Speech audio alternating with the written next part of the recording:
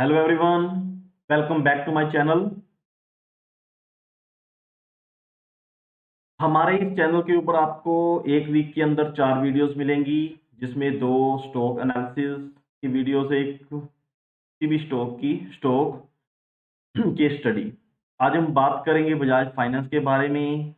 Bajaj finance की ये हमारी फर्स्ट वीडियो है। इसमें हम डिटेल में इसके चार्ट को और इसके बिजनेस को एनालाइज करेंगे और रीजन ढूंढने की कोशिश करेंगे, पॉजिटिव एंड नेगेटिव रीजंस जिसके कारण हमें इस स्टॉक को अवॉइड करना चाहिए या हमारी फेवरेट लिस्ट में ये स्टॉक होना चाहिए। चलो स्टार्ट करते हैं वीडियो। वीडियो स्टार्ट करने से पहले मैं आपको ये बता दूं, ये स्टॉक जब से लिस्ट हुआ है तब से इसकी परफॉर्मेंस है। जो लोग बोलते हैं भी स्टॉक मार्केट में पैसा नहीं बनता, तो यदि इस स्टॉक में आपने 10,000 की इन्वेस्टमेंट की होती तो उसकी वैल्यू आज 10 लाख के आसपास होती। तो ये स्टॉक खुद बता रहा है कि मैं 100 टाइम्स जो है वो हो चुका हूँ। 100 टाइम्स 100 टाइम्स की रिटर्न जो है वो ये स्टॉक दे चुका है। ये जो चार्ट है इसका, ये मंथली चार्ट है। इस स्टॉक के अंदर 2010 के आसपास एक ब्रेकआउट आया था, उसके बाद इसने रुकने का नाम ही नहीं लिया। अब ये जो जहाँ पर मेरा कर्सर आपको दिखाई दे रहा है, हाँ, अब हम इस छोटे से पोर्शन से शुरू करेंगे। इसकी डिटेल में इसको एनालाइज़ करेंगे, क्या-क्या पॉसिबिलिटीज़ इसमें हो सकती हैं। ये देखो, ये जो फ़ॉल आपको दिखाई दे रहा है, ये कोरोना का फ़ॉल है और ये चार्ट जो है, ये वीकली चार्ट है। उसके बाद ये 5 की फ़ॉर्मेशन में ऊपर गया, 1, 2, 3, 4 एंड 5। उसके बाद इसने नवंबर के मंथ से ये करेक्शन कर रहा है। अब करेक्शन से अभी ये बाहर निकला है। कहीं न कहीं ये हमें 5 वेव की फ़ॉर्मेशन लग रही है, ए, बी और सी। ई में भी C5 ये हमें दिखाई दे रहा है। ये देखो 1, 2, 3, 4 एंड 5। उसके बाद ए लगाया, बी लगाया, सी लगाया। सी के बाद हमें ये था, ये स्टॉक ऊपर की ओर ट्रेंड पकड़ेगा, लेकिन इसने एक्स बनाया।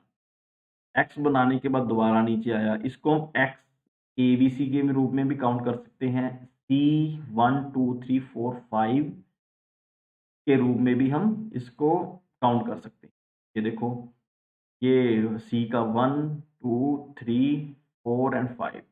यदि कोई बोले भी ये चीज़ सही नहीं है, तो हम इसको एबीसी मान करके डबल करेक्शन भी काउंट कर सकते हैं। ये जो ऊपर गया एक्स की फॉर्मेशन में, उसके बाद ए, बी और सी। लेकिन इसमें ए ज़्यादा बड़ी हो जाती है, बी छोटी और सी सबसे छोटी। और यदि हम C5 की काउंटिंग भी करें तो भी हमें फॉलो तो प्राइस करना है ना, ये चीज़ें तो इतनी मैटर ही नहीं करती। अब उसके बाद इस स्टॉक ने क्या किया, ये जो ट्रेंड लाइन लगी हुई है, उस ट्रेंड लाइन को कम समय में 7591 को कम समय में ऊपर की ओर काट दिया, 7638। अब ये स्टॉक पिछले 8 दिनों से ये नीचे की तरफ था। लास्ट 5 डेज़ के मूव को इसने एक ही कैंडल में ऊपर की ओर काट दिया। अब यदि ये स्टॉक 7638 के ऊपर जाएगा आने वाले दिनों में, तो ये लाइफ टाइम हाई लगा सकता है और ये निफ्टी को आउट परफॉर्म भी कर सकता है। अब तक का इसका जो चार्ट का बिहेवियर है, वो यही बता रहा है। ये सर इसका है 1 आवर का चार्ट। 1 आवर के चार्ट में भी आपको 5 वेव्स दिखाई देंगी। ये फर्स्ट टाइम 1 घंटे की 100 टू 100 की मूविंग एवरेज को टच करने आया था। टच किया, करने के बाद दोबारा ऊपर। अब यदि कोई आदमी इसमें ट्रेड करना चाहे, तो 6900 के स्टॉप लॉस के साथ बैठ सकता है। जब तक ये 200 की मूविंग एवरेज के ऊपर है, 1 घंटे की, तो आप आराम से सो सकते हो इसे लेकर के। और यदि हम इसके ओपन इंटरेस्ट की बात करें, तो ये देखो, 8000 की जो कॉल है उसके अंदर 2.3 लाख का ओपन इंटरेस्ट, 7500 की के ऊपर 2.4 का। और और नीचे वाली जो पुट है उसके ऊपर ओपन इंटरेस्ट कम है। यदि ये स्टॉक आने वाले समय में साइडवेज हुआ, तो प्राइस वाइज जो है इतना नहीं टूटेगा, लेकिन यदि इसने ऊपर की तरफ जाना शुरू किया तो एक अच्छी तेजी आपको दिखाई दे सकती है और निफ्टी को ये स्टॉक आउट परफॉर्म भी कर सकता है। अब we should have long position in this stock जब तक ये स्टॉक 6900 कैश के लेवल्स में ऊपर है, तो हमारे पास इसकी लॉन्ग पोजीशन होनी चाहिए, ऐसा चार्ट कुछ बता रहा है। अब हम बात करेंगे reason behind positive and negative of Bajaj Finance. अब जो कोर एयूएम है,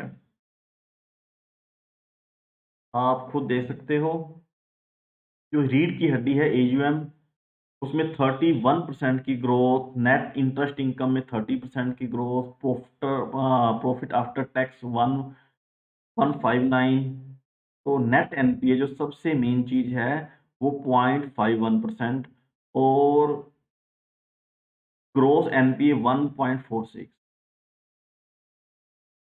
एचडीएफसी जो लिमिटेड कंपनी है उसके एनपीएस बढ़ रहे हैं, एचडीएफसी बैंक के नहीं, एचडीएफसी हाउसिंग फाइनेंस।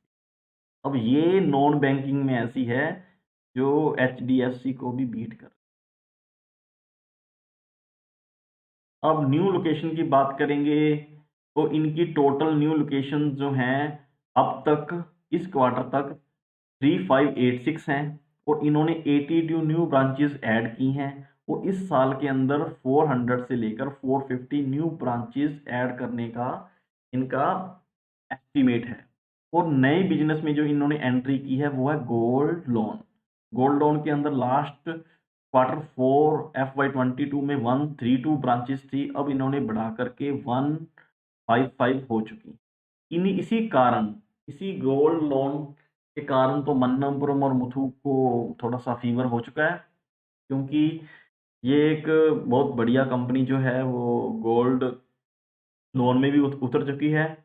और इनके यदि हम डाउनलोड्स की हुई ऐप्स की बारे में बात करेंगे, आप देखो, खुद देखो, इनकी जो काफ़ी अच्छी मतलब ग्रोथ दिखाई दे रही है और जो इनका वॉलेट अकाउंट है, यूपीआई हैंडलिंग, ठीक है, इनमें भी अच्छी ग्रोथ दिखाई दे रही है। कहीं न कहीं ये एक मजबूती की ओर, फंडामेंटली मजबूती की ओर इशारा करता है। और ये कंपनी की एस्टीमेट है जो FY23 के लिए है, जिसमें इन्होंने बोला है भी हम एयूएम में जो ग्रोथ है 25 से लेकर 27% की ग्रोथ, एनपीए 1.4 से लेकर के 1.7 ये रह सकते हैं इस साल के लिए। ये एफआईआईज की होल्डिंग, एफआईआईज में और प्रमोटर की होल्डिंग, प्रमोटर के पास 56% की होल्डिंग है, एफआईआईज के पास 20% के आसपास।